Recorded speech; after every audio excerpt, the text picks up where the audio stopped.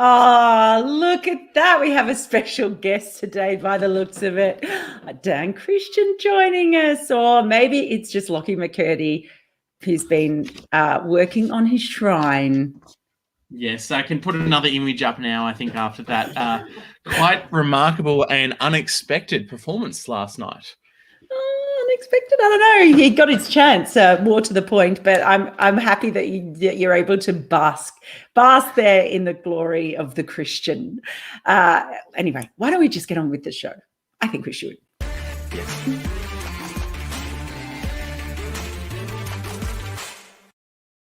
Hello, everyone, and welcome to Timed Out for Sporting News Australia with me, Melinda Farrell, and Lockie McCurdy, Dan Christian's biggest fan, and that is why he has a big smile on his face. Of course, Dan Christian, the one breaking the back of a small low chase for Australia. And they've won a match. They've won a T20. Yes, it's a dead rubber again, but I'm sure Australia will take that one anyway. I think that's true. I mean, look, you're dropping pens in excitement. It's so exciting after they finally win this game in Bangladesh on the back of Dan Christian's heroic 15-ball innings. Yes, look, there's plenty to chat about today. And yet again, it looked like the Aussies might throw it away, but Ashton Agar managed to drag them across the line, which was, I think, important to see because, God, it would have been demoralising if they didn't manage to chase down 104. Yeah, well, it was looking a bit shaky at one point. Don't forget, if you're joining us live, please do drop in any questions or comments you might have. There it is. I always get it the wrong way. It's so confusing for me going backwards. That way? The way. And we do have a comment from Mohammed Abed Chowdhury saying, look at his smile. Oh, love from Bangladesh. I think that's you. Mine or Dan's? Well, probably both. I think Dan Christian was smiling after that. But yes, it's good to see you smiling as well. Let's get into our first timed out topic. We've got 90 seconds each to discuss it. And it is Swepson takes his chance. There goes the timer. Look, it was really good to see him come in. We actually did mention the fact that he hasn't played. And as well, Tanveer Sangha is the other one that we've sort of been looking at. We pretty much, I think, established that Adam Zampa and Ashton Agar are going to be Australia's first choice spinners at the T20 World Cup. They've been the mainstay throughout this series and in the Caribbean as well, and they have performed really well. But Swepson, there are limited opportunities on this tour for players like Swepson who are kind of on the fringe. So it was really good to see him come up and take a few wickets and bowl really well. You know, it's just so hard to know. I look at this two ways now that the series is over. They had last night. They've got one more game. So what does Australia do? Is it an option where they just go with their main players and try to solidify what isn't going to be the team anyway at the T20 World Cup because of all the players who are missing? Or do they go, right, this is just our chance to see if we can give opportunities to some other players like Swepson who can come in and take their opportunity. So I was really encouraging to see him do that, and maybe they will give him another game in the final T20 that's being played on this tour. But I'd also really like to see Tanveer Sangha get a go. So maybe they will, maybe they won't. At this point, I don't really know. One game to go. Yeah, maybe worth a shot. Yeah, it will be very interesting to see what they do with that final fixture. I mean, I think Matt Swepson, even though he hasn't had much opportunity across the two tours, he's almost locked in his spot as Australia's rotation spinner for the World Cup just because he has grabbed those opportunities when he has had them. I mean, finishing today with, 3 for 12 off his 4 overs. Yeah. Pretty impressive, and obviously taking that big wicket of name at the top of the order.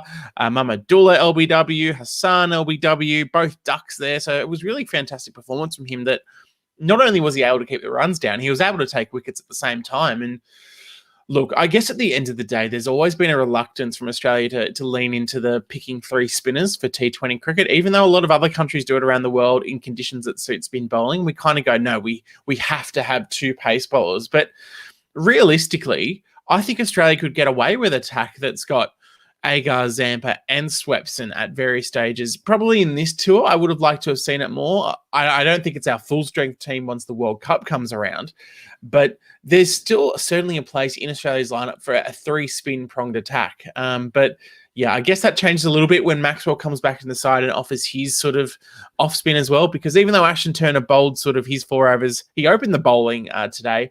I doubt that's going to be a regular option. You ask about what we're going to see next. The one thing I hope we don't see is AJ Tye batting at number 7 again. That's the one thing I don't really want that we saw in the West Indies. Okay, that's fair enough. A comment coming in on Swepson from Vagish Mohan. Vagish says, Swepson is the Matt Parkinson of Australia. Talented, but always on the fringe. I don't know if Matt Parkinson is always going to be on the fringe for that England team. We'll see. He's certainly been bowling brilliantly as well. But yeah, it is hard. And at the moment, the way things are with COVID as well, we're going to have to see more players generally. I think teams are going to have to spread the net a little bit wider with players opting out of tours, whether it be mental health, whether it be bubble fatigue, whether it be injury, with all these formats now being played. So yeah, we'll see. Okay. There's a comment coming in about leads into our next topic. Yeah. And look, our next topic is about down the man, Christian unleashed on Tigers. Look, I'm going to let you go first, Lockie, because this is the moment you've been waiting for all tour. Well, it is the moment I've been waiting for. It's certainly not how I think either of us were expecting Dan Christian to make his mark on this tour. When we both saw him walk out at number 3 last night, I think we were both kind of a bit shocked because we kind of went, Mitch Marsh is in the side. Mitch Marsh has absolutely nailed down the number 3 position. If there's one position you wouldn't change in the Australian batting lineup, you'd think it was Marsh at number 3, but in came Dan Christian. JL obviously thought, okay, time to shake things up a little bit, give him a bit of a chance, and clearly that mentality worked. He went for it from ball 1. I think he got a 2 over cover off his first ball. Then he hit another 4 sort of over mid-off, and then he came in to face Shakib Al Hasan, and he hit 30 off one Shakib over, 5 sixes that all pretty much went to the same spot on the field almost. I mean, straight over mid-wicket. One stat for you, Shakib Al Hasan finished with none for 50. They are his worst figures in T20 international cricket. He's never conceded more runs than that. So quite remarkable, really. And it was great intent from Christian. It's not something we've seen really from any Australian batter besides Marsh in periods to come to the crease and start going at it from ball 1 and make the bowlers feel uncomfortable. I mean, what we've seen from a lot of the Australian batters is in trying to build their innings, they've given the Bangladesh bowlers confidence to get their line and length right and know they're not going to get hit for runs. And Dan Christian just didn't allow that.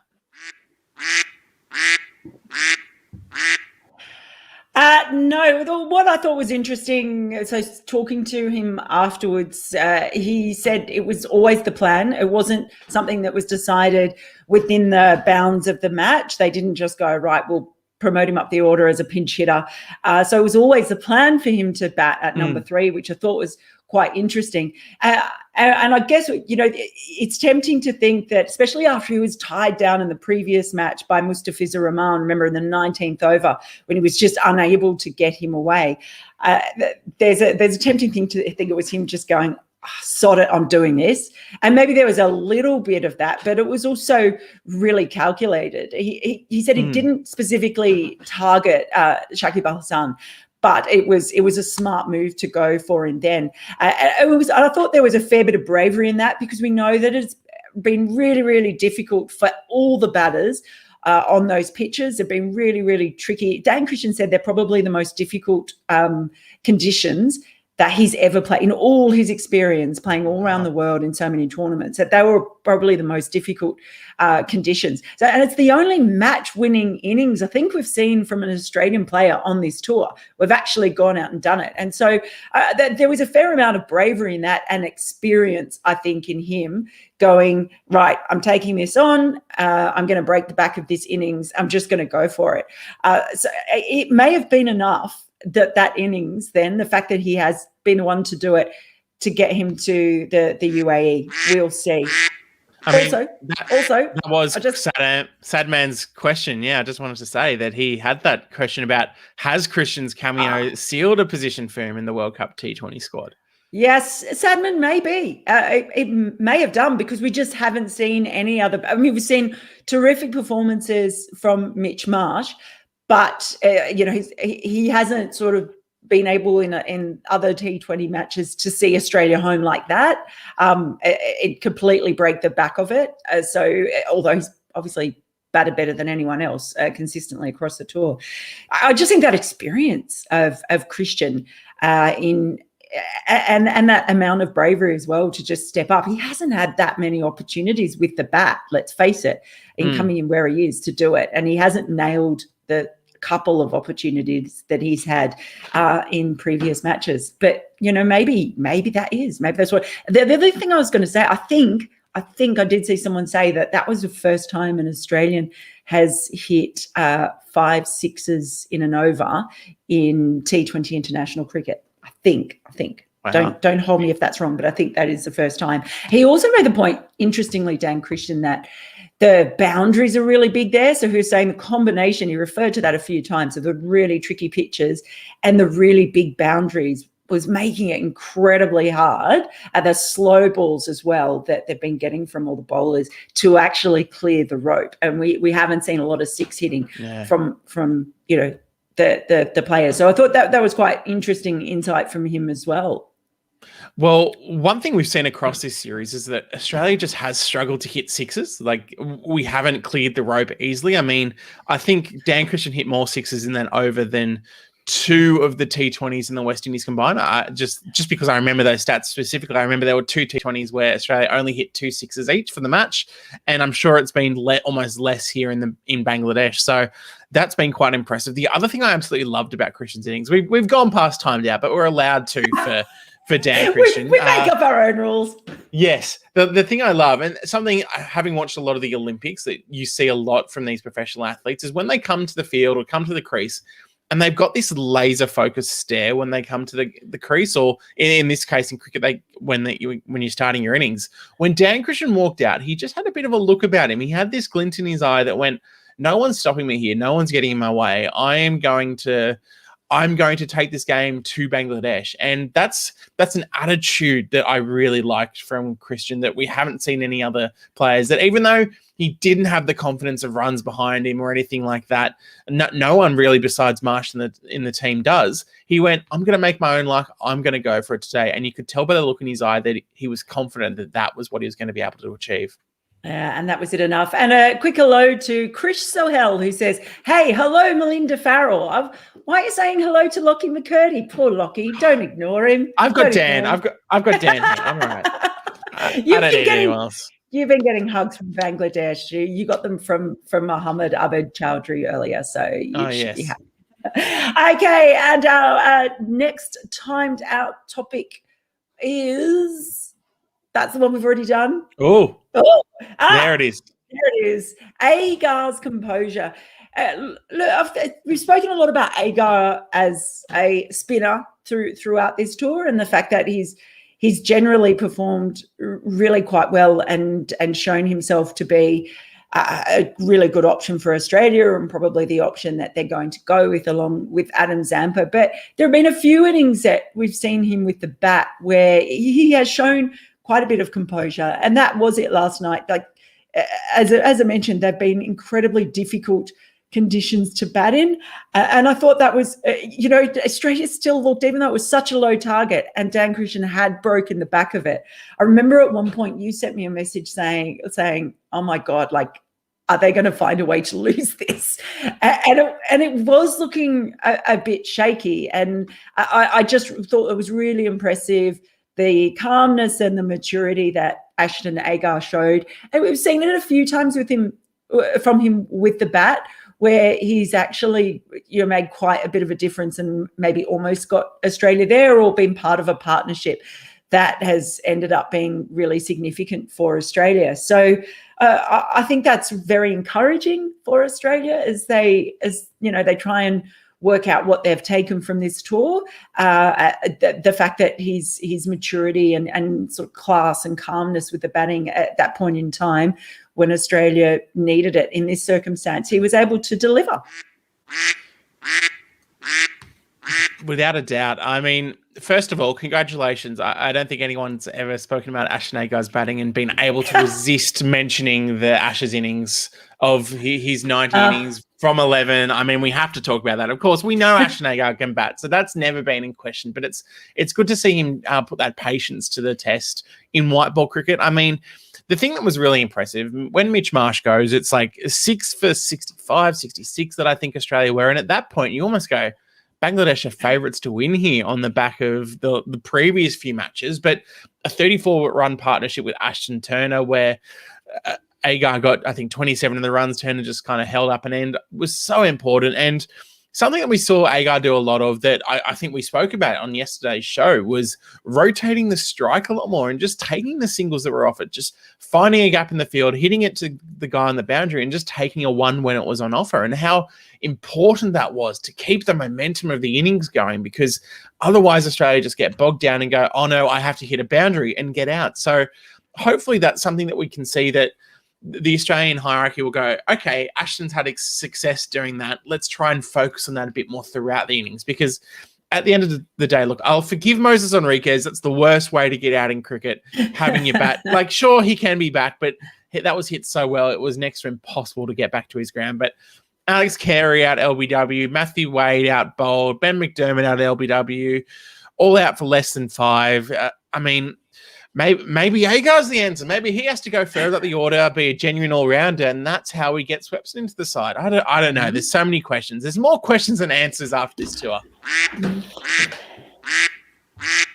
That has kind of been the theme for us, hasn't there? The full tour that they had. Yeah, we had so many questions at the start of it. Maybe we found a couple of answers, I think, but it certainly has left open a huge number of questions. Sadman has also made a little comment here. Given Bangladesh had such a low total to defend, was Mahmudullah guilty of bringing the fizz on a bit too late, when the only way Bangladesh could have won was by bowling out Australia? Look, that's a good point, sad man. I hope you're not actually a sad man. I hope you're a happy man, sad man. That's what I definitely hope. But look, Mahmudullah's captaincy, I think, has been pretty much spot on through this series. I mean, they're 3-1 up. They can't lose the series. They've won it. But yeah, I can see your point of maybe bringing him on. But you know what? It has worked for Bangladesh so far, and the bowling changes that he's made. He's one of the things Mahmudullah has done really well has been to rotate his bowlers at seemingly the right time. And Australia, as he said, when they were 6 down, looked a little bit iffy. Maybe he could have brought him on there. I don't know. Look, it's a dead rubber. At the end of the day, Bangladesh has still won the series. So they've got one more game, and we'll see what they come up with. Did you think they should have brought him on earlier? I think if they were in need of a result, then I think we may have seen him earlier, but still 2 for 9 off 4 overs. I can't get over how well he's bowling and just how hard it has been for Australia to get him away. But yeah, look, definitely you could make the case of going, okay, bring him on first change, get him on inside the power play and really restrict it. And look, I guess Shakib Al Hasan, he's a very experienced bowler. You know what you're going to get from him, and Dan Christian just targeted him today and won, and we haven't seen that in other matches this series. So I wouldn't say they got it wrong, but there's definitely other ways that Mahmudullah could have gone about it that might have been a bit more successful. And that's what's great about T20 cricket, is that it is that, like, those little moments and little chess moves that happen all over the board, and that's what makes it really exciting. So that's it, 3-1 to Bangladesh. One more game to go. Don't really know what might come out of that. Australia, they literally have nothing to lose. So we'll see where they throw the darts and where they land on the board this time. Tanveer Sangha. He's been in, I think he's at 3 tours and hasn't played yet. I wouldn't be sorry to see him get a go. But at this stage, you know, I don't know if you could criticize or praise him for anything that they try to do. How about this for bowling attack? We go Tanveer Sangha, Jason Behrendorff, Wes Agar and Mitch Swepson. I feel like that's a good one to just throw in for the last match and just give him a chance. And Nathan Ellis as well. God. Yeah, what about Nathan Ellis? Hero, man. Nathan Ellis rested after one game in 4 months. Give me a spell. That's not what he would have said, surely. No, I'm sure he wouldn't have. Yes, look, it could be anything. It could be anything. But whatever it is, I'm sure it's going to be interesting to watch. And we're pretty good at tracking down our dodgy streams now to get it out there. I did write a piece as well. If you're watching and you want to see what I've sort of made of the series, you can go to Sporting News Australia and check out the piece that I wrote about Bangladesh's series win and kind of what does T20 cricket mean to Australia? So I'm just giving myself a plug there. So as you rightly should, yes. As I rightly should.